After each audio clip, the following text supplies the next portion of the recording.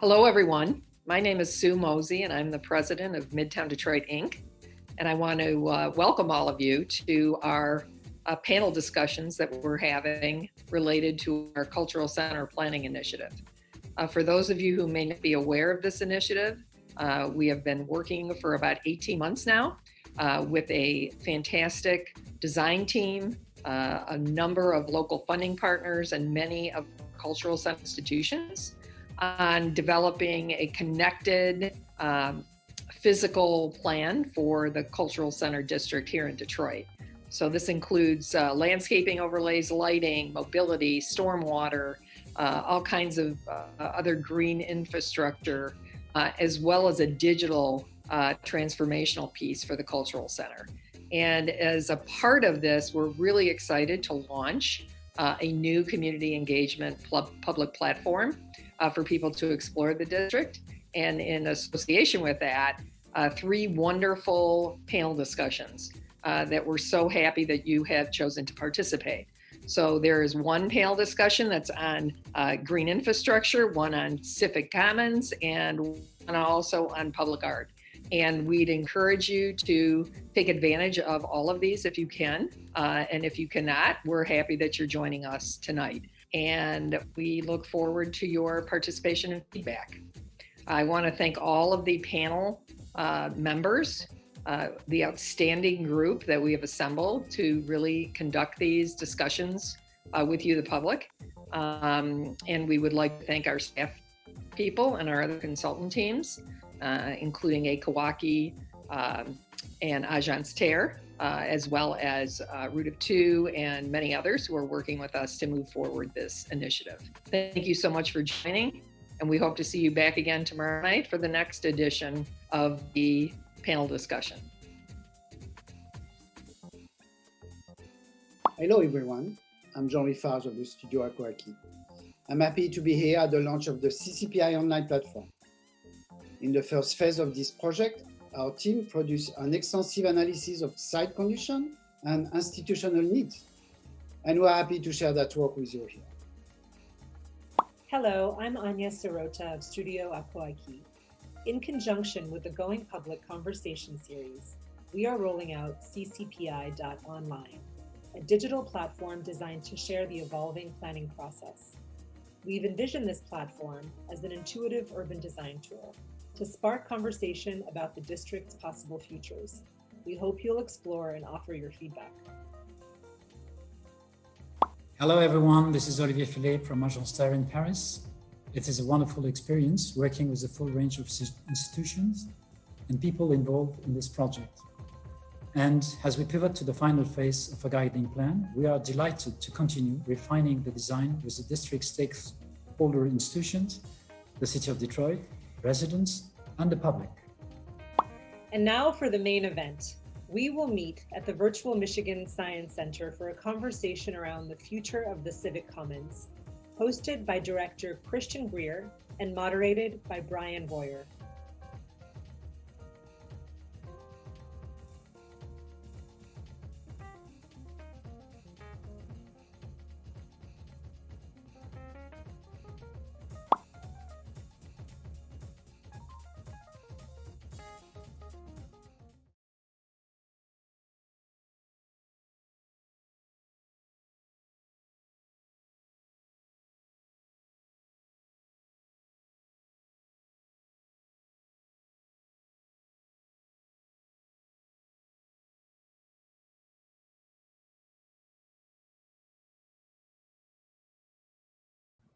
Hello, my name is Christian Greer, President and CEO of the Michigan Science Center, also known as MySci, where we put you at the center of science. Our aim is to get people to discover, explore, and pursue science and technology, engineering, and math, both for careers and general science and education knowledge.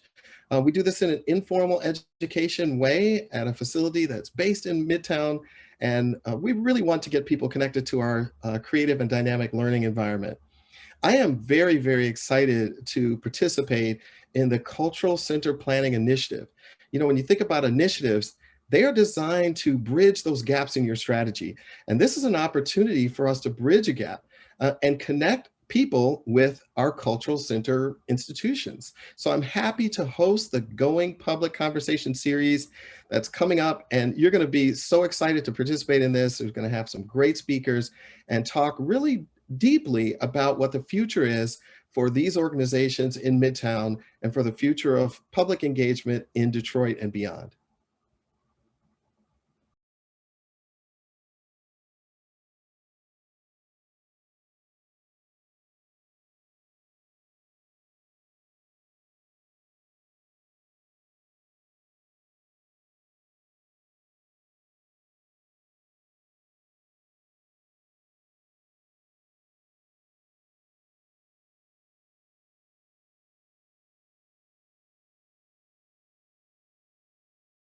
And designer based here in Detroit, and I'll be moderating the panel this evening with a group of esteemed colleagues from Detroit, Philadelphia, and Ann Arbor, I believe. And so, sorry, in New York as well. I'm going to introduce the panel and then we'll jump right into the discussion. So in alphabetical order, we're joined tonight by Harley Etienne. Harley's career spans public policy and development in Philadelphia, as well as post-earthquake recovery in Haiti, and now teaching at the University of Michigan, where he's on the urban planning faculty. He's a regular author and editor, including the 2014 book, Planning Atlanta. And on top of all of that, Harley is one of the members of the design team that's been working to reimagine the cultural district here in Detroit, as Sue explained in the introduction. We are also joined by Ashley Flintoff. She's the Director of Planning and Space Management at Wayne State University, which is part of the Cultural District, and has around 30,000 students in Midtown. So not only is the physical location of Wayne State important, but all of those students and faculty members and the people of Wayne State are also really critical to the Cultural District. Ashley's focused on connecting Wayne State to the city beyond just the campus. So how do we integrate the campus and the community into Detroit at large? And she's recently been leading a master planning effort of her own there at Wayne State. Prima Gupta joins us from Philadelphia, where she is Vice President for Parks, Public Space, and Economic Development at the Center City District, which is downtown. She's worked all over Philly, from the Navy Yard to the University District, which gives me the sense when I'm there that if there's something interesting happening in Philadelphia in a public space, Prima's been part of it somehow. We are joined by George Jacobson, who is the Program Director for Southeast Michigan Economic and Cultural Vitality at the William Davidson Foundation. And he's been critical to launching this cultural center planning initiative that we're all here to talk about. And it's an example of his long history actually with arts and culture philanthropic work in Michigan that George has been involved in. And finally, Georgine Theodore, who is principal and co-founder of Interborough Partners, which is a Brooklyn and Detroit-based design studio. They work on a range of issues, from designing the Forest Park playscapes in St. Louis to master planning here in Hamtramck and Banglatown. And she's also the author of The Arsenal of Exclusion and Inclusion, a book about the failures and successes of public spaces around the country. So we hope to learn more about the successes than the failures. But tonight we're going to talk about the Civic Commons, which as a term might not mean much on its face. And so I wanted to give just a little bit of background there before we jump into it. When we think about the Civic Commons, you can imagine it's the stuff that we hold between us as members of a city, right? And so the things that are between us are physical spaces like Eastern Market and parks, but also streets and sidewalks, institutions like the library, the places where we come together. The things that are between us are also intangible, like the laws and regulations, the practices of the organizations that manage and maintain those public spaces. And so when we think about some of the most meaningful moments that we share together, we need both of those two pieces to come together, right? It's not just about high quality physical environments. You can have the most beautiful, inviting park that there is, but if there's somebody in that park that comes over and tells you what to do and tells you that you're doing things wrong or tells you that you're not welcome there, you're gonna run away. And likewise, you can have even the most basic kind of public space, but strong community, vibrant people can turn even just a plain old patch of grass into the best place to gather on a Wednesday afternoon and play soccer, for instance. And so what we're hoping to talk about today is that balance between the physical and the intangible, the kind of practices and the spirit that we have to bring to public spaces to turn them into something that's more than just a space or an open area, but really a kind of commons that we hold together and that brings us together. So I wanted to kick off the panel actually by stepping back even beyond public space and asking each of us to reflect briefly on any experience that you've had recently where you shared something with other people in a way that was meaningful to you. And so I was hoping that I could put Harley on the spot first to answer that question. I'm glad to be here. I'm sorry, I hate to answer this question first because the past 9 months I haven't been sharing much of anything in a common space. But what I will say is that there have been moments, I think, for a lot of us in this year of challenge, that very innocuous kind of elements of our space have become much more important. And so porches and driveways in particular, as one of the only places that we can actually see people safely.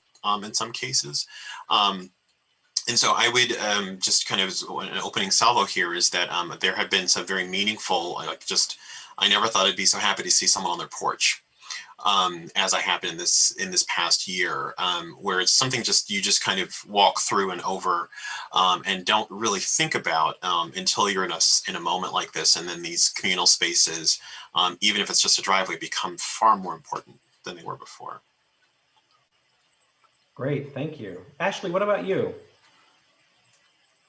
Well, thank you. That's a hard one to follow, Harley. But I think for me, and this is going to be hyper local, but I think for me, places like Detroit's Riverfront and the DeQuinder Cut. So I'm a runner, and on Saturday mornings, my neighbor who I've been, but we've been COVID potting together, go for a run, and we generally run down along the riverfront and up DeQuinder Cut. And the thing that really kind of made that poignant for me this summer was you couldn't be really close to people, but if you're running, you can keep that 6 foot distance.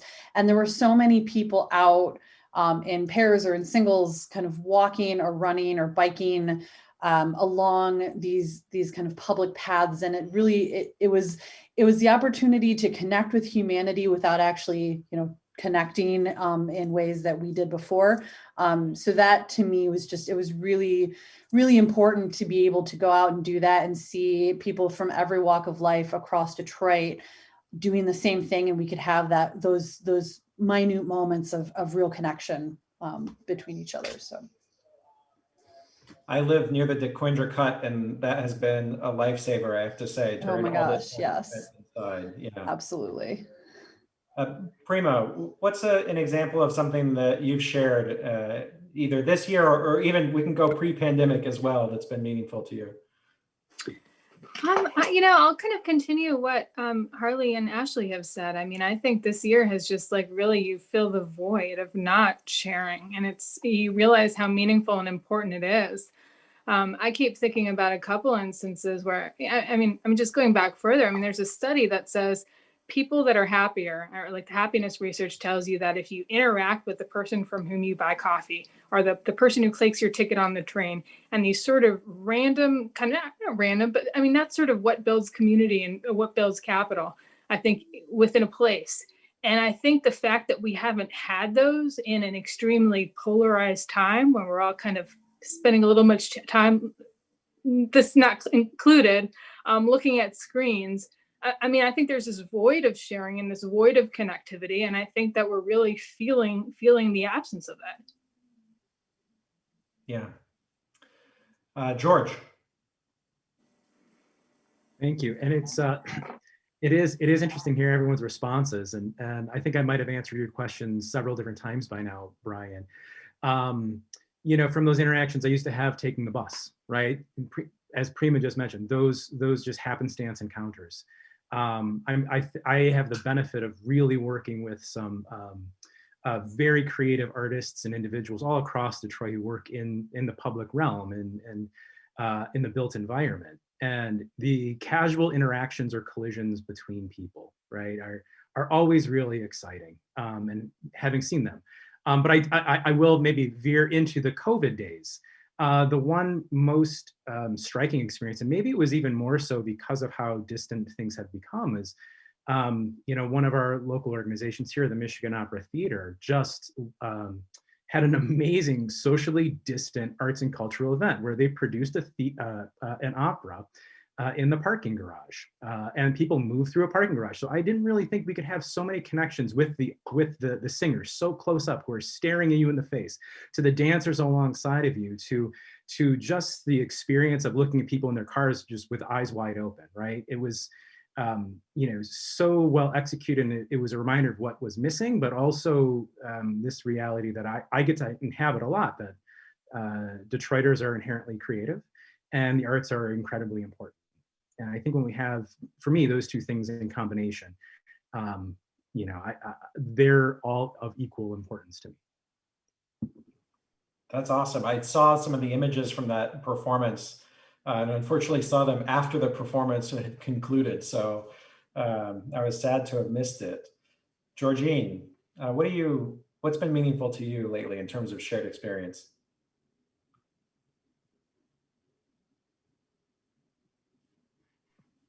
Sorry. Well, I guess I live next to Prospect Park in Brooklyn, New York, which is a Olmsted design park, and I guess it's you could think that it's a kind of cliche answer to talk about the importance of parks, but I think that I've spent a lot of time there in the past 6 months, and honestly, I've come away really totally and excited about public space because I've seen Hello, this is Sue. this landscape be used in so many different ways. Like every morning there are, a whole bunch of preschools that have moved their classes outside. I see there's like impromptu jazz every night. There's yoga classes, like Zumba classes. 15-year-old birthday parties, fashion shoots. I've seen like absolutely everything. And I think that what's kind of interesting is it's not only the kind of stuff that you would normally imagine to be in a public space, like, people jogging, but because of COVID, a lot of things that normally would happen inside, like someone like lifting weights or, going to a dance class, or having a birthday party are actually happening in that space, and bringing together, multiple publics that don't really necessarily understand each other, but then are all of a sudden cohabitating in that space and not rubbing shoulders because we're all keeping 6 feet apart, but nonetheless are close to one another. And I think that the fact that a space like that has been able to handle that under this kind of pressure and kind of allow for all those different public practices to happen simultaneously, for me, has just been incredibly inspiring. And so I guess it just really points to the importance of well-designed, flexible spaces that allow different uses and publics to play out over time. Mm-hmm.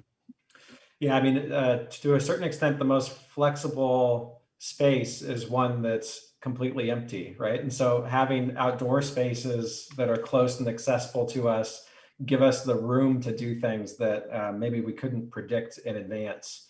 And it's been interesting to see the parks and public spaces here in Detroit be utilized in new ways. I've seen a lot more people working outdoors, or just kind of spending longer durations of time in public spaces than maybe they would otherwise.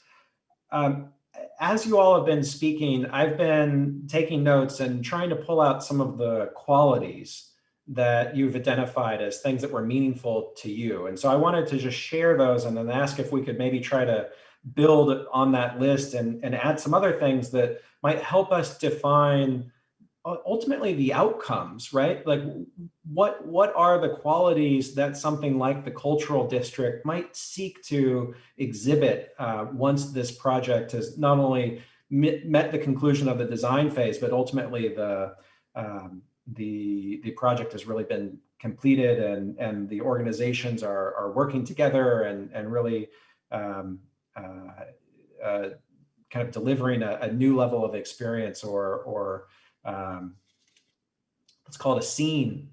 Anya, who's one of the organizers of the work, often refers to the scene, right? And I really appreciate that. So what I heard was visibility, being able to see other things just on a very simple level. I heard also a certain level of activity, right? That you want to see other people in particular, not just a nice, beautiful landscape, but other humans. So that even if they're far away, they're 6 feet or more, that you know that you're not alone, you know that you're sharing something with others. There was a notion of loose connections that Prima brought up, which I think is really important, right? So opportunities for a quick hello or a little bit of banter back and forth remind us that we're social creatures, remind us that we're part of the civic realm or the social realm. And they also often are those moments where the unexpected comes up. And so that was another thing that was mentioned during the discussion is actually, Georgine, you were talking, I think, very beautifully about how there's no way you could have imagined all the things that were happening in the park that is right outside your door. And I think that's something that we crave or look for in public spaces is the opportunity to be surprised, by the unexpected. There's the role of the natural environment that's paying benefits to us as humans, but also to our non-human friends, and also to the infrastructure and the larger kind of municipal scale. Here in Detroit, stormwater is kind of consistent challenge. And so making sure that the natural environment plays a part in helping us deal with stormwater is important. And then there's a kind of just question, and maybe this is the flip side of the unexpected, but ingenuity, right? That not just surprising things are happening, but that it's like, oh, wow, I never expected that to be happening, but it's really exciting that it is. So what are the other things that come to mind? You know, you all work on the question of the public realm or public space, parks and other kinds of outdoor spaces from different angles. So what do you seek as the qualities that are most meaningful in terms of what you would offer to the people who come to those spaces after your work finishes? I mean, I think, if I may, first of all, I think that was a brilliant list that you summarized. It was really well done. But, you know, the one thing that I might add to it is stewardship. And I think stewardship doesn't necessarily mean that, you know, the municipal government is picking up the trash. I think of it more as sort of a social stewardship. Somebody cares. I think a lot about a public space that, you know, I worked on. I think, Brian, this is where we first met 10 years ago, with movable tables and chairs. And how while walking through it once, I saw a broken one, and I picked up the broken chair, and I, you know, went to get on the subway, and 4 people stopped me and said, "You can't take that chair. Where are you going with that?" And I think just that somebody is looking out for the place. And again, some of it may be sort of governments and the actual operational aspects of stewardship, but I think just almost an emotional stewardship, I think is an important component of successful public spaces. Let me just ask a question on that before we continue on this list. What did you say? I think I was surprised. I hadn't, you know, been accused of stealing anything since I was a teenager. But I think I don't know. I think by the 3rd time I was annoyed, and I said, "I send me invoice for these chairs. I'm good. I work with the park." And I, you know, candidly, like I go back to that, and I just sort of, you know, I think that there's sort of layers of privilege embedded in sort of the dynamic of, you know, the people sort of, you know, and I think there's a lot to sort of unpack there that I don't think we have time to. But I think, yeah, it was interesting. George. You know, building on the notion of ships, the word that came most immediately to mind to me was ownership.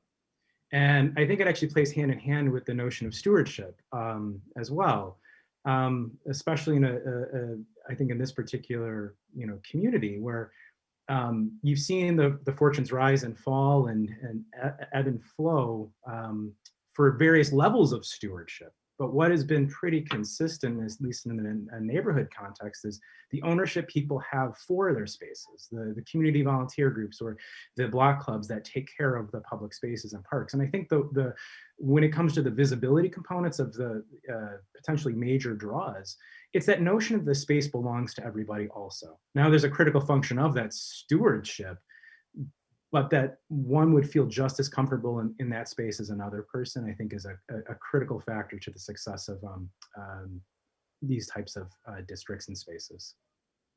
So we're talking about ownership, maybe is it fair to say on an emotional level, rather than like literally I own that thing? I mean, that's a whole other movement, right? Of how to share equity. That's a different conversation. But yeah, I think in the emotional, you had a great list too. I mean, I think that is a really key component of it. People feel connected, and people feel it's their space. Yeah. So that's actually what I was going to actually add was the word emotion. Prima said it first. You know, I think we haven't really engaged the photos that we have scrolling, but one of the ones some of you may recognize, Reforma dos, which is a shopping mall in the center of Mexico City. That's a picture from a really particular moment from a trip I was taking there during the World Cup, and this mall with thousands of people in it came to a standstill to watch this game together. And you could have heard a pin drop, they were losing. But there was one man who was very angry about the performance of the national team and wanted to make sure the thousands of people there in the mall knew it. we got to share that moment together. And so this kind of collective sadness, about this loss, which I had seen a few days earlier when they had eliminated Sweden and they were ready to tear the place apart, that kind of in the same block. And so I think that to go from the happy to the joyous to the sad to the commemorations, designers can create the space, but then it's how people get attracted to it and then use it for these other purposes, like these emotional attachments to the place, that I think are critically important. Yeah, and to build on that, I think the thing that popped into my head was really accessibility. And accessibility has a couple of different, it can mean a couple of different things. We can mean accessible just from the perspective of physical accessibility, but I think also kind of this emotional accessibility. One of the things that we work on and really are working towards with our campus is we're a public campus, we're an open campus, there are no fences, there are no walls, but how do our buildings and how do our physical environments actually engage almost imperceptibly with the public? So we've had in our master planning process, we had comments that say, yeah, there's no walls, but I don't feel comfortable. I don't feel like I can walk through the campus, which is incredibly sad to me, and it makes me want to immediately go and like turn things around them and turn them upside down to make sure that people feel they can access our campus. But I think for really effective public spaces, it's that everyone feels that they're welcome there, that they can go there, but they also feel accepted because they see others like themselves, right? So if you can see yourself in the space, then you're more likely to use it. And so it's this constant question of who are we designing the space for? And I think as designers, we have a tendency to want to kind of be a little bit more prescriptive around, well, you're going to want to do this thing in this space, and so I'm going to design it this way. And I think we have to kind of stop ourselves and step back and say, I'm not designing it for me, I'm designing it for the broader public. And so that's always the question that we try to keep in mind. I think that's really nicely put, Ashley. There's been a growing discussion around infrastructure in the US as we see our physical infrastructure kind of reaching the end of its life in a number of places. But also as we see the kind of social ties that typically bind us starting to get stretched, if not fray, there's a renewed conversation around social infrastructure and the way in which not just the place of a museum or the place of a library or a university, but the activities there and the people who are drawn to those activities can pull others in. And I think this is maybe a good opportunity then to ask Georgine about a little bit the work that you've been doing, looking at inclusion and exclusion around the country. I'm wondering if you have any examples or something that you could pull in here that would show us a little bit about the way that the physical and the social work together to create a place that's welcoming and inclusive.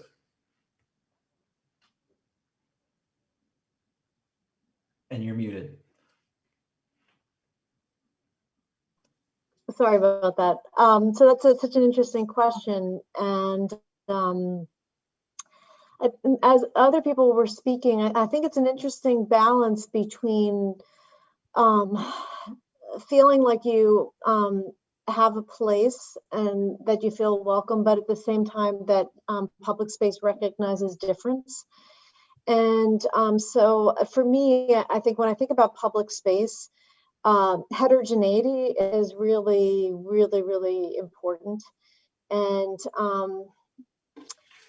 so I think that is something that I think about a lot in design. And so often when we are working in public spaces, we try to take lessons from how people already use space, but also to think about how infrastructure can be appropriated in many, many different ways in order to draw in different groups. So I think that one of the images that was in that set was of a Lent space, which is a public space that we did many years ago, where we were actually required to design a fence because of the legality of it. There had to be a fence, but we made the fence actually rotate, and it had a window and it had a bench. And so all of a sudden you actually didn't really know what it was, but it could be used in many different ways and also kind of attract different groups. And so, because some people wanted to sit there, other people wanted to sort of, you could put art on it and so on. So I think that this one, on the one hand, trying to encourage heterogeneity and difference, and then and doing that through designing things that can be appropriated in many different ways, I think is a good is an approach that I certainly embrace. Yeah, this question of appropriation or people reinterpreting the things that are in front of them, doing, having the feeling like they have the permission or feeling like it's perfectly welcome for them to do something that nobody told them that they should or could do. It seems like such an elusive quality. If I could condense that down to one or two words, I would put it on this list that I have, but unfortunately I don't have a succinct way to say it. Just try designing for college students. College students are really, really good at appropriating infrastructure and spaces and things in a million different ways that you did not even think of. I mean, I have so many projects where, we're walking through with a designer or a manufacturer for furniture, and I'll say, well, can it stand up to this? And they look at me and I say, yeah, it's college students. I know they're going to do this, right? So, yeah. You could say the same thing about small children. I mean, maybe a way of summarizing it is sort of an improvisational program. It's not whatever the opposite of a prescriptive program is. That's another thing. Oh, sorry. No, go ahead, Georgine, please. No, you go ahead, Harley. I was just going to say, I think that there is accessibility, and then there's kind of trying to think about the intimate and the broad in terms of inclusion. So, sometimes in a public space, you just need to peel off. So since I'm a member of the design team and work with them, I'll just say, the necklace concept does that exact thing, is that you can have this square kind of figure in the space that allows people to traverse and kind of get between institutions fairly easily. But then you do want the smaller, more intimate spaces where you can kind of peel away from the kids or the college students or what have you. Because we often look for both, that even when we're in the middle of Times Square or the middle of great plazas, we do want a little bit of intimacy at the same time. We want to be in it and of it, but also a part. And so that can cut both ways in terms of accessibility, in terms of justice and access to space. I mean, we want to give people ownership, but not so much ownership that they can actually drive exclusion. I think that's an excellent point, Harley. And it strikes me again, going back to the Dekendra Cut as one of the earlier examples. Here in the Dekendra Cut, we have little benches and there's some outdoor workout equipment and things like that. So there are points of punctuation along that experience that allow people to have whatever duration and pace makes sense to them. And so that might be another aspect of this, is that some people, the cultural district straddles Woodward. Like some people are going to be like blasting right through there and they're not going to stop. They're going to be stopped at a stoplight and that's all they're going to experience of the district for that day. And that's fine. But other people are going to be there for an exhibition at the DIA. And then what else are they going to do or experience as they're moving into and out of that building? How do we start to expand the experience and the connections that they have? How do we start to, link together perhaps the different things that are available to them across the 12 institutions that are there, so that it's not just a kind of, consumption of one-offs, but actually turning into making a day of it or making a larger experience. I'm curious, if we think about the role of those organizations that I just named, some of the DIA, Wayne State, Michigan Science Center, our host for the evening. When we think about asking them to work together, this is something that I'll be the person that says this, is not historically the way that museums and libraries and universities think about the world often. And so I think there's some, kudos go to these groups for asking the question.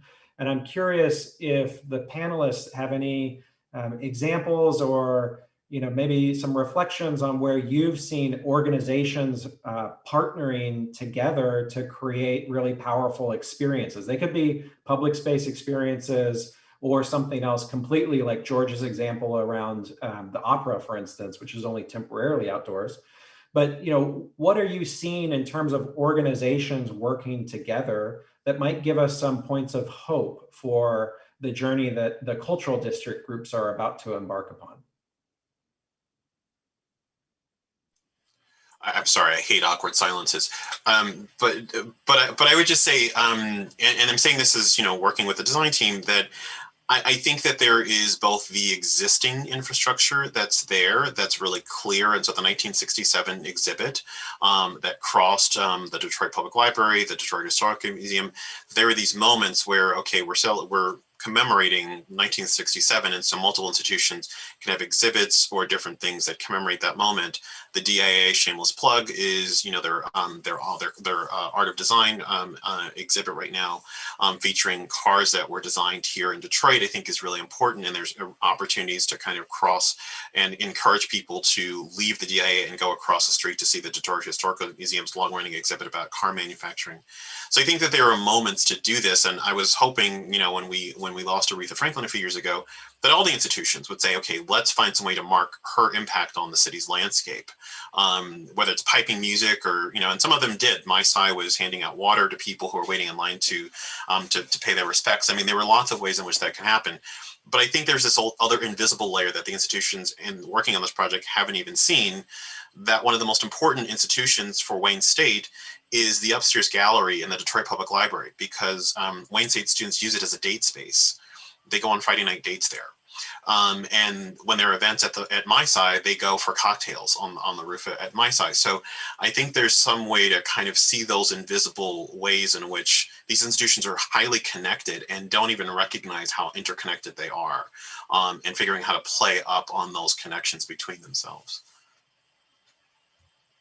I think one of the layers to the work in Detroit, which is really important to note, is at least for me and my perspective, is the number of new leaders of the organizations coming into their positions at roughly the same time.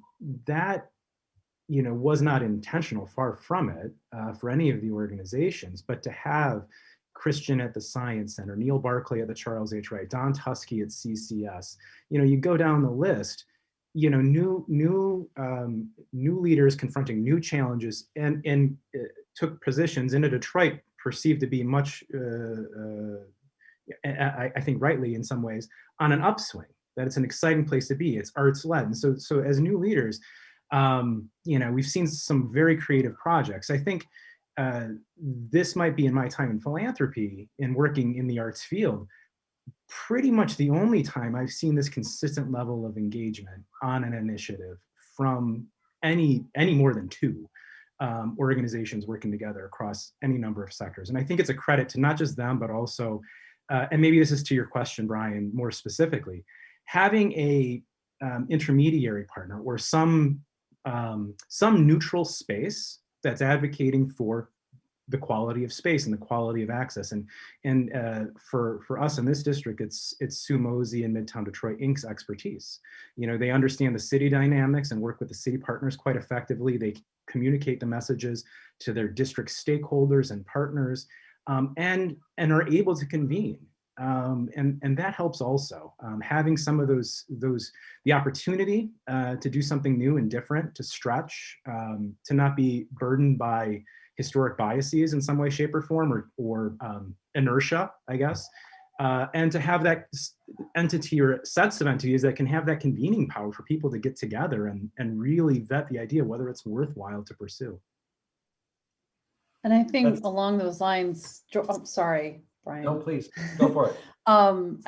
George, I completely agree. And I think one of the things too that you can do that I've seen actually very recently with the Cultural Center be very effective is building on kind of small wins for collaboration. So, the institutions all started getting together and talking at the beginning of this process, this planning process, and kind of having everyone at the table. Everyone was really commenting, this is really powerful, this is really great.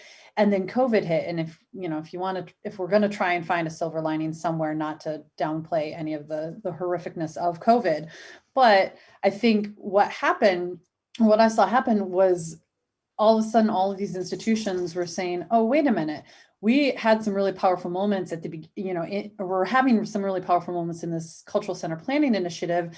Let's build upon that. And Midtown, gathered everyone together and brought in consultants and brought in people to help the institutions try to figure out, how do we deal with COVID? How do we respond to it? Sanitation, safety, all of these things. And it started to really build on that community. So the first kind of initial win of, oh, everyone actually came to the table and we're having really meaningful conversations, and then building on it with okay, well, here's a crisis, and now let's all pull together and start to work together again. I think what you're doing is you're building that connective tissue. You're really kind of strengthening that, so that as we kind of move into the next phase or the next thing that needs to happen, we have that foundation that's really starting to be much stronger than it maybe was before. So I like the ability to see the silver lining in all of this 2020-ness that we've been dealing with. Mhm. Yeah, I mean, it really, I think it's really important, as George mentioned, that there's somebody that can play the role of starting the party.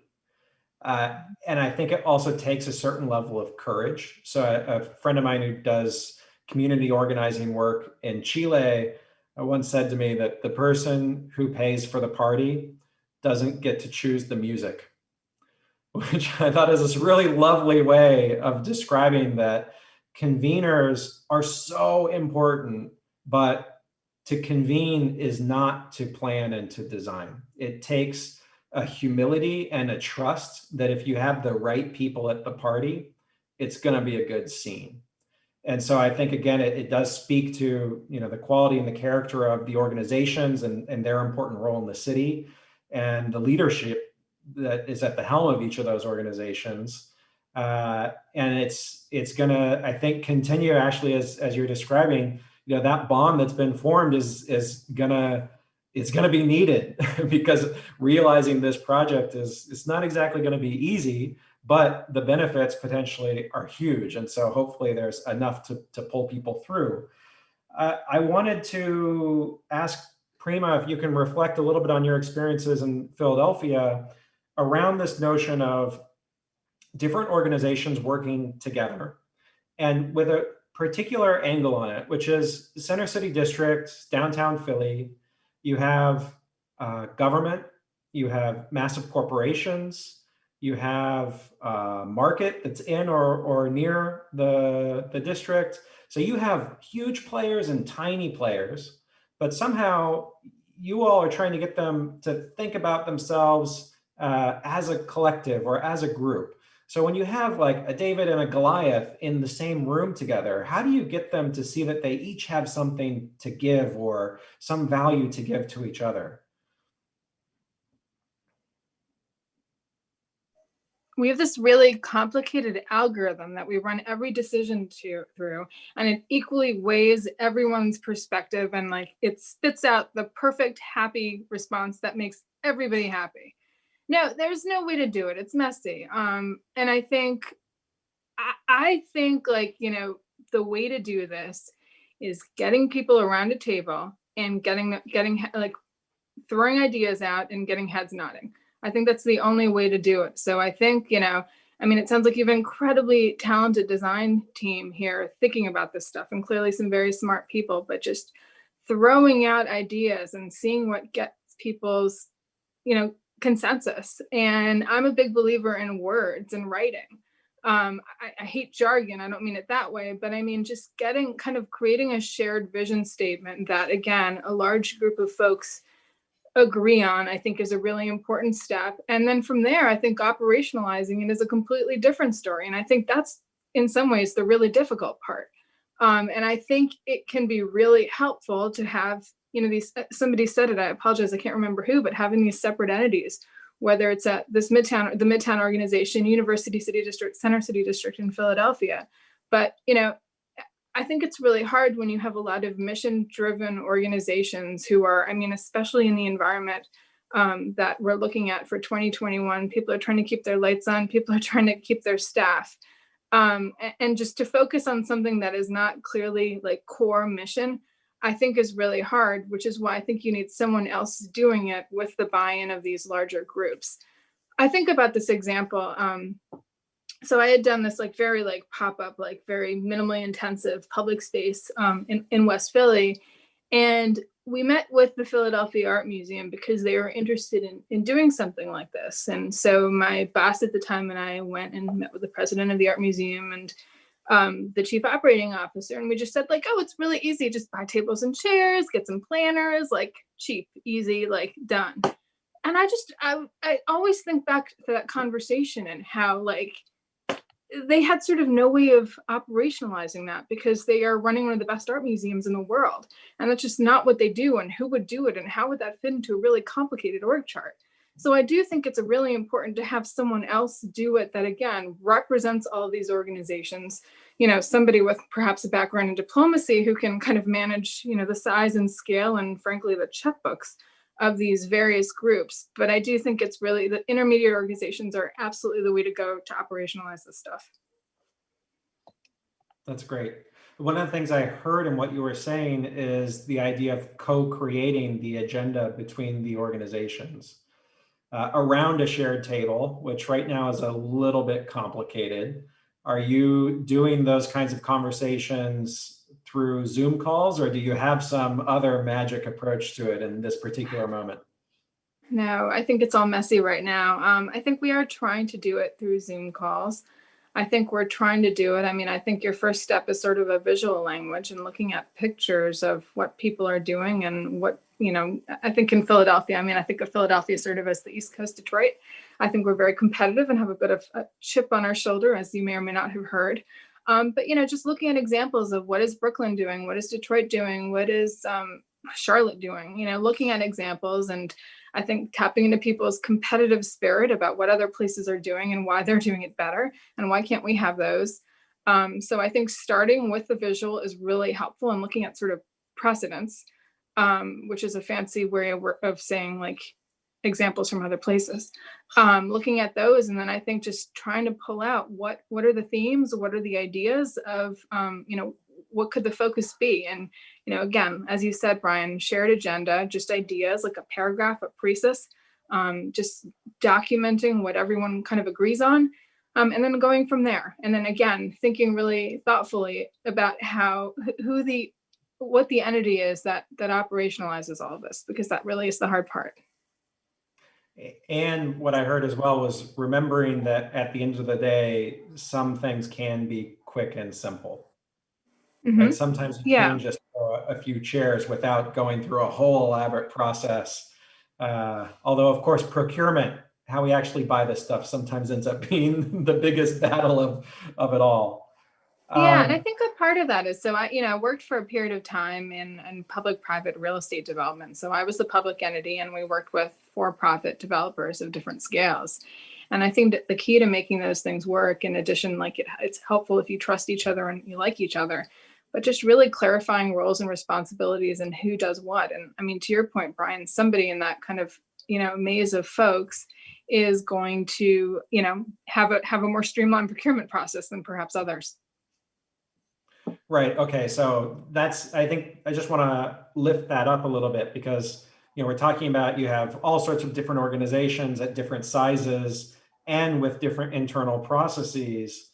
So even if you come together and you co-create an agenda, what you want to do together, you can be creative about who takes on which part of it, so that you do it in a way that has the lightest or lowest level of bureaucratic overhead.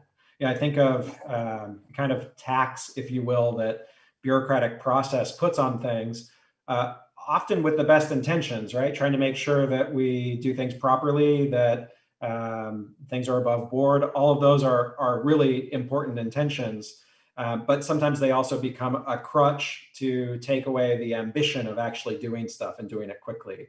And so I think your point there about not letting ourselves fall into those habits of just saying, oh, it's too hard, is one potential source of strength that we have when we have all sorts of different groups together. Somebody's got an easier way to do it, inevitably.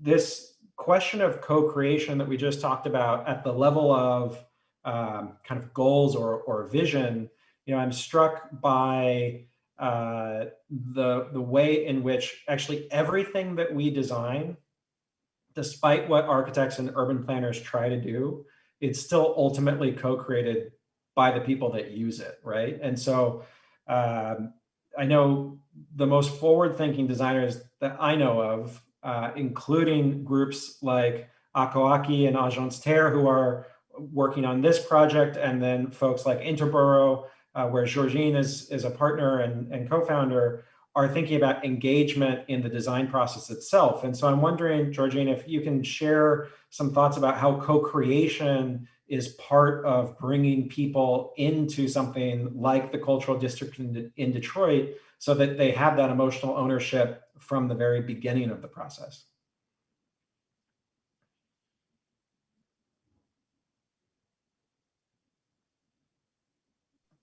Can you hear me? Yep. My internet went glitched out for a moment, but before jumping into that question, I wanted to just, I was still thinking about what you were saying with the last round of questions, and this condition of fragmentation, like say like institutional fragmentation that you're facing, potentially facing here. I mean, I think it's something that really characterizes our whole condition in the United States. Like, I think that like the questions that you're facing here are central to our time. And as we tackle these kinds of issues, it's like we're creating new approaches that are so just so valuable, because that's where we kind of need to bring our design thinking, is how to kind of break down those boundaries. And I think that, making a two-pronged approach really makes a lot of sense, like to think about what are the ways to, organize the different entities and stakeholders, and to bring people around the table, as was said before. But I think there's room for like a kind of a two-pronged approach, I think, which is also with in addition to sort of thinking about how to bring everybody together and to create a new framework, also just to sort of sometimes to take, not obsess about permanence, and to actually experiment a little bit. I'm thinking a little bit about a project that I spent several years of my life working on, which was the Rebuild by Design competition, which was tackling questions of how to like rebuild after Hurricane Sandy in the Northeast. And this is at kind of a larger scale, but like, how do you design kind of shared things, like shared infrastructure, in a condition of extreme fragmentation? In this case, municipal fragmentation. Like every single town needs, wants to do something different. And I think that in the case of that project, through doing some things on the shorter term, allow people to kind of maybe lift some of the some of the things that would be sticking points to making kind of longer term solutions. And there have been many examples of that around the world. Like, I also think about, like, say the IBA in the Ruhr Valley that was done 15 years ago, 20 years ago, where through doing temporary projects, people are saying, like, well, okay, maybe we can't do it in the long term, but yeah, for this one time we can do it. So I think especially when it comes to the public realm, to try to take a two-pronged approach, one, sort of thinking about what the long-term solution is, but then also experimenting in the short term can be, I think, an interesting way to test those boundaries, and to identify new ways of create new alliances and new shared objectives.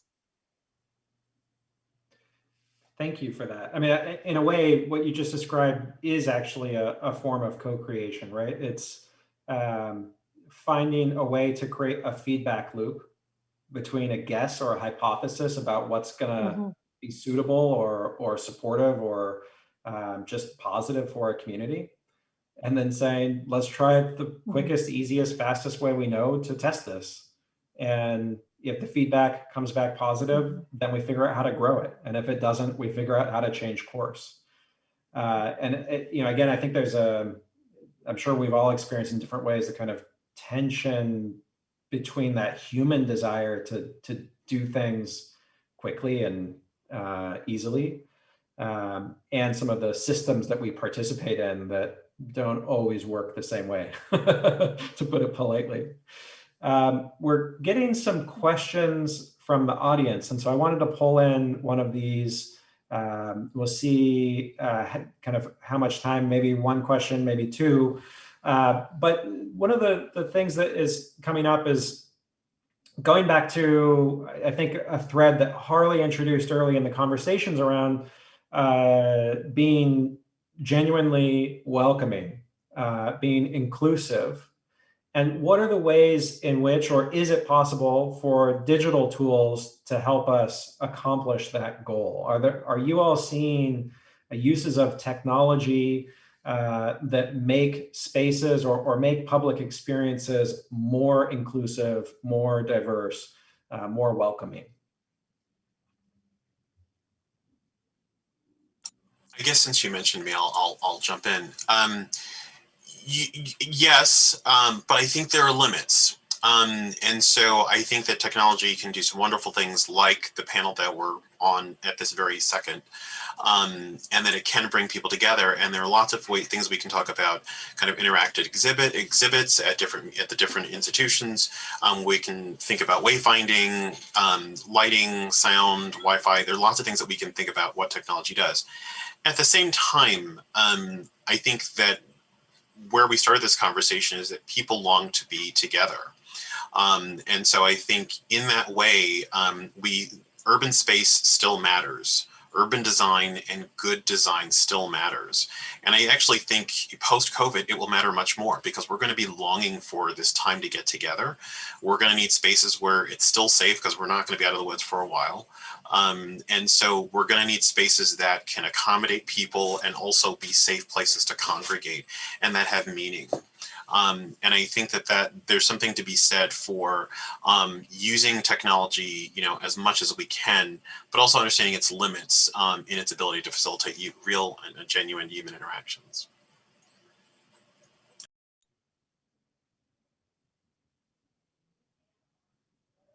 Thank you, Harley. Ashley, what do you guys do at Wayne State to make sure people even just know about what's happening on campus? How do you draw people in using digital tools? So that's a great question, and it's hard to follow Harley always, but we've actually, yeah, I know.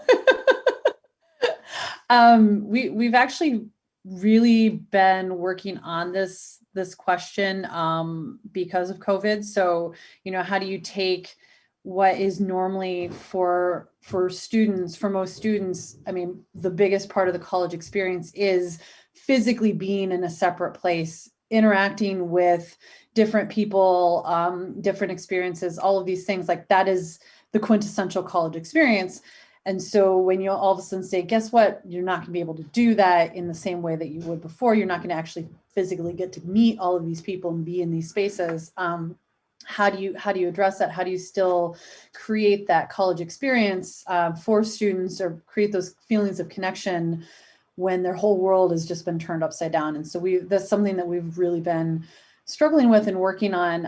I will say that our marketing team and our student success team and our Dean of Students office are amazing, quite frankly. And they've done everything from virtual tours to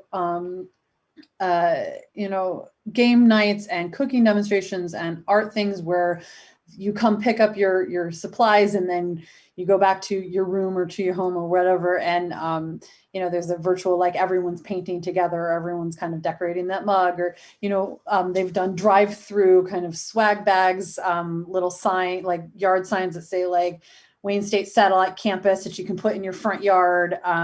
So there's a lot of different kind of cross-sectional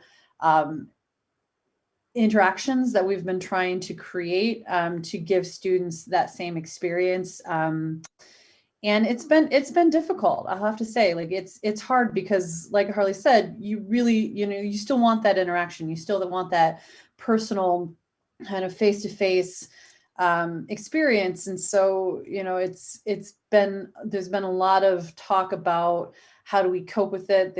There's been a lot of, we did a mental health day actually for the entire campus to just say, look, if you need to take a break, like we understand, we get it. I don't know that we necessarily have an answer, but I think that we've been trying out a lot of things, and especially for an large institution like ours, if anyone's familiar with higher ed, it's hard to get higher ed to kind of pivot quickly on anything.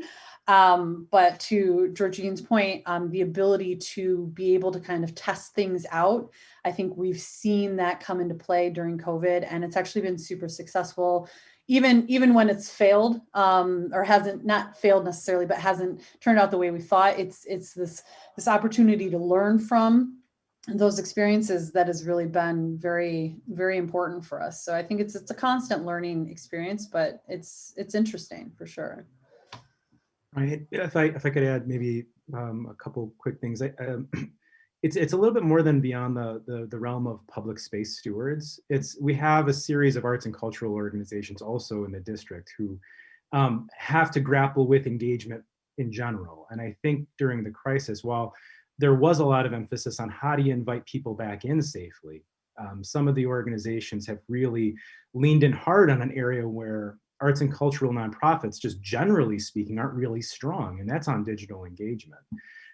So whatever the future looks like post-COVID, or just as COVID we were able to move about more safely, I have this question in my head: what is the role of an arts and cultural organization going forward? No matter if they're a history museum, a gallery, this role for digital engagement. There's capital being invested in it right now, and there's being skills invested in it right now.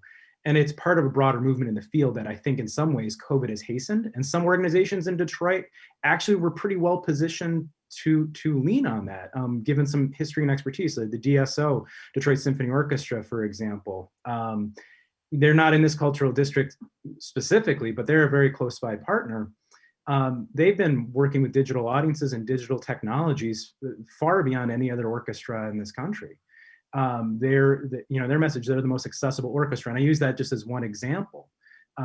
This is something that we have artists who work in these spaces. We have artists that work in these mediums. We have content creators all across the board who are thinking about these questions. And it's an exciting moment to think about what this future could look like, while we all try to return to some sense of normalcy. But what's that layer of digital future on top of it?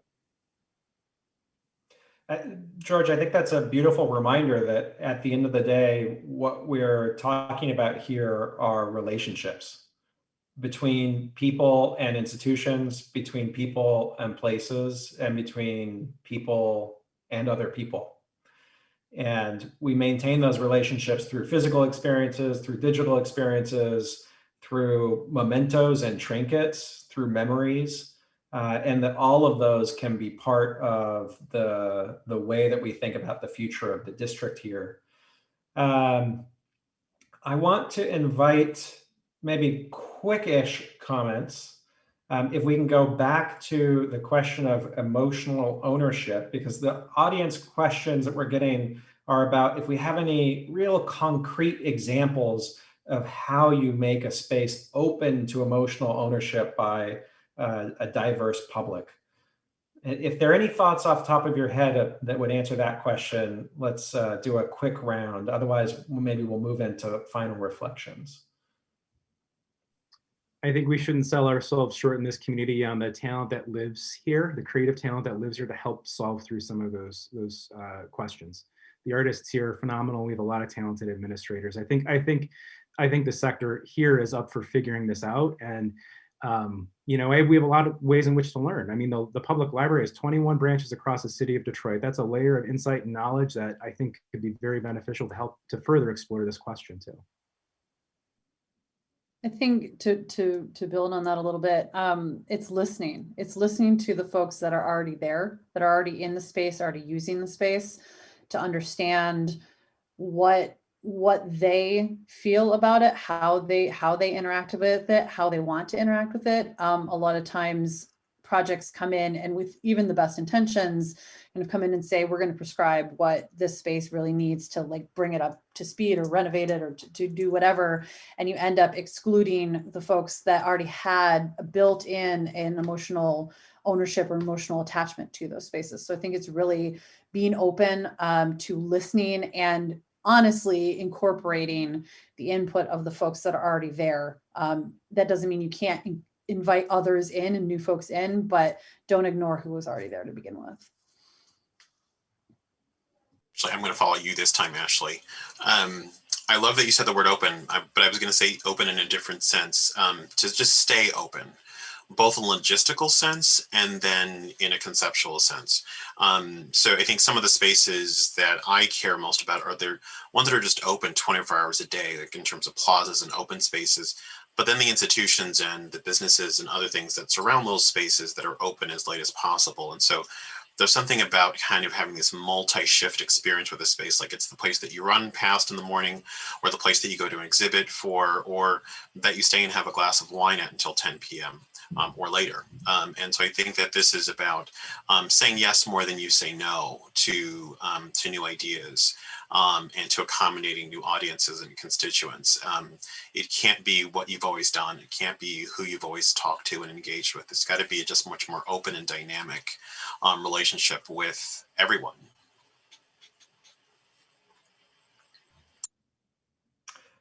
Primo or Georgine, do you have anything to add on this question of how do you create emotional ownership or examples that you've seen of that working in cities? Can I answer the previous question instead and take a very strong anti-technology stance when it comes to placemaking in public spaces? I mean, this is fine, but like, I'm going to talk to Harley about Philadelphia and I'm going to go on a run with Ashley. It's not the same. And I think as we think about 2021 and beyond, we need to sort of create platforms for people to make eye contact and interact. This is not a substitute. This makes things worse. This makes us more polarized. This makes us think of each other in shorthand even more. So I'm old school. Like I'm a Luddite. I get it, but like I think that's like public spaces are the antidote to all of this, and they do like break down barriers, and they're sort of an empathy building exercise as opposed to like a dopamine hit. So I think it's so important. I mean, I personally don't believe public spaces should have Wi-Fi because I think like look up from your phone. It's beautiful. They're people. It's great.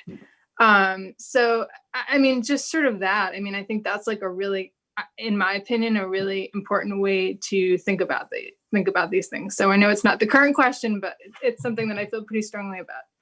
We'll take it. So I'll answer the second question. And I would like to build on what Ashley said about listening. And I think that in cases like this, where we're looking to kind of build a kind of spatial and social infrastructure that brings people together, I think that the best place to start is by listening, but also by observing and trying to build in the practices of how people already use space, to use the kind of the traditions and the practices that people have and use that as the kind of raw material for a future space. And so so that it could come back in a surprising way, but I think nonetheless, you want to integrate those things into the process because that will make it much more robust. Not exclude anybody else, but I think you should, the best public space designs build on the things that are already there. Great, thank you, Georgine. Let's go and just do a round of final thoughts. And I'd ask you to think of this as, anything that you wanted to slip into this conversation that you didn't have a chance to, and or any advice you have for this team that's going to continue working beyond this panel and the next two, beyond the morass of 2020. They're going to be carrying for some time. And so any advice you have for them around the topics that we spoke about today? So maybe I'll start with George and put you on the spot first. Sure, I'll try to be pretty brief on this one. I think, if it's a bit of a reflection, it's first gratitude for everyone that's here. This has been a phenomenal conversation to listen to, and thanks for your moderation, Brian. This has been great. I think the second is, this is not a near-term, this project doesn't end, right? This is there's conclusion of elements of work, but in my mind, what the opportunity really is taking the culture that exists within the community and establishing a new language to advance elements of culture in place. And that's going to be like a forever job that someone needs to be thinking about all of the time, just as how to build these connections, how to make sure that there's the emotional ownership, the attachment to place, and all of the right dimensions to it. But it is, to me, it's a long-term project that's not even 5-10 years in the making. It's longer than that. These institutions have been around decades, and it's setting a new template for how it operates in the future. Thank you. Ashley. Oh goodness, I always have to follow the really great comments. I think for me, it's a lot, I'm gonna repeat myself a little bit. It's a lot about listening. I like Georgine's use of the word observation. I think for me, the most effective public spaces and the most effective kind of experiences in the public realm really happen organically. They really happen when you stop and you kind of observe what's going on, you listen to what's going on, and it's not prescribed, it's not overly programmed. I think we have a tendency, and it's probably human nature, to kind of want to, well, you're going to do this, and then we're going to have this program, we're going to have this thing for you to do, and you kind of jump from thing to thing, and we don't take a moment to kind of step back and experience those really organic and interactions or just moments in life. So I think the thing for me is really going to be, that balance of how do we create spaces that allow everyone to come in and use these, use the space the way that they want to create their own experiences and have interactions in ways that they're really not even maybe looking for. So I don't know if I said that as eloquently as I meant to in my head, but I think it's allowing people to create the spaces that they want it to be. That's great. Yeah, thank you. Harley, what would you contribute? I will just say that I start every introductory class in urban planning with the definition that planning is the organization of hope. And that you should really, to the leaders of the stakeholder institutions, to think about the hope and applying an agenda and an itinerary to that hope. This shouldn't just be something opaque and bland, like we hope there are more people here. Be audacious. Hope that this is going to be a world-class destination that people will talk about. Like, have you seen what they did in Detroit with their cultural district? Let that be the thing that organizes your energy. And what will sustain, just to George's point, what will sustain this over the next decade or more as this project gets built out. And I think without hope, it doesn't work. Very eloquent. Georgine.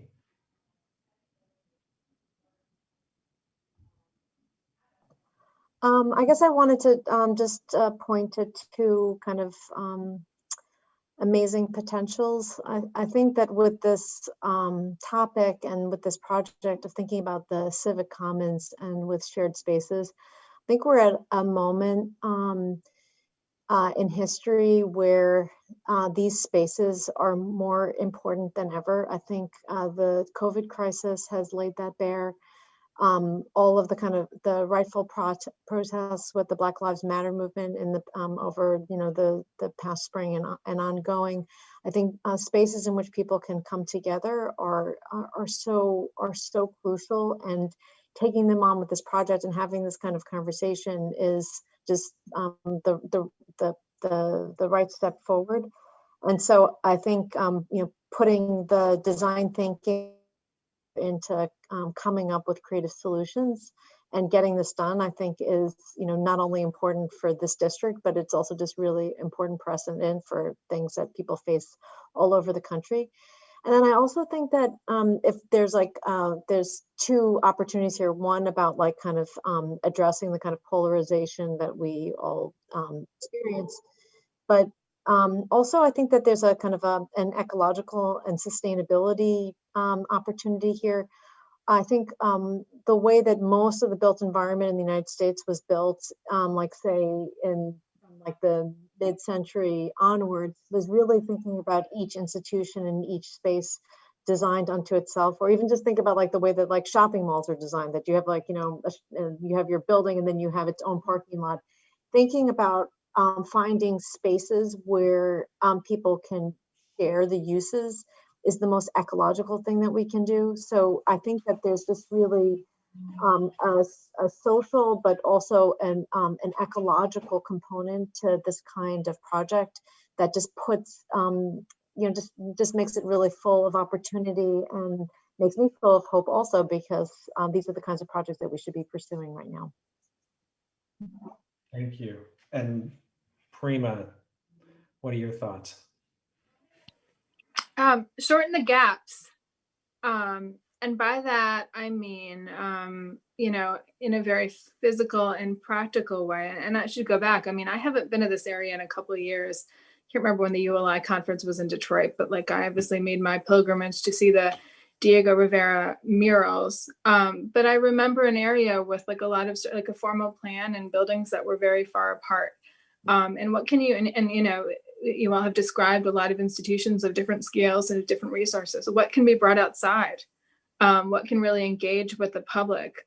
And how can you shorten the distances literally and sort of psychologically between places just by creating sort of playful interactions between objects or programs from the different institutions. I mean, I think again, the theme that, I'm so inspired by from this conversation is I think we're all just craving this connectedness and being together again. But I do think that what eccentric juxtapositions can you create with these wonderful array of institutions that you have in this area, and how can you just make things feel closer together? So I mean, shorten the gap. I mean, just create more connectivity and bring things, whether it's objects or programs, outside. This is great. It's been such a privilege to have this conversation this evening with all of you.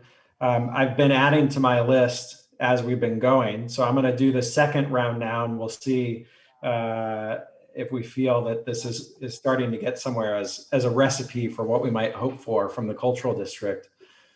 So just as a recap, we talked about visual connections. We talked about activity, loose connections between people, the unexpected, and the flip side of that, which is ingenuity. We talked about being open to things happening organically and evolving over time, and literally organically with nature, the importance of nature as part of our built environment, as something that helps us respond to the climate challenge as well. We talked about stewardship and ownership. We talked about tone setting, making sure that we're welcoming people in a genuine way, but without being policing. About improvisational programming. We talked about difference and heterogeneity. So how do we make this a place that it's not only filled with different types of activities and different types of people, but that it's overwhelmingly obvious that that's the nature of the place, right? That that's what's celebrated. That happens hopefully in more pockets than in gaps, to bring up the example from Prima. That we do it through a process of listening and observing, that we think about multiple paces and multiple different timelines of all the many people who live, work, study, and move through this district, about saying yes more than we say no, about less dopamine, more empathy, about having a high level of ambition, thinking about this not just as something that can be a really fantastic moment in Detroit, but a reason for people to come to Detroit, right? That this could be something that is as meaningful to everywhere outside of Detroit as Motown, as techno, as our other things that we like to pride ourselves on here. And I think perhaps the most important reminder of all of this is that none of this work ever stops. There's not a done condition as we strive towards any of these goals. So with that, I just want to say thank you again to all the panelists and also to the organizers of the event. And just remind folks, as you heard in the introduction, that there's another panel tomorrow and one shortly after that, that'll focus on the public art question and the role of public art in these kinds of spaces, and also the role of green infrastructure. So we'll kind of drill down into or get closer to those two topics in the following panels. Thank you very much.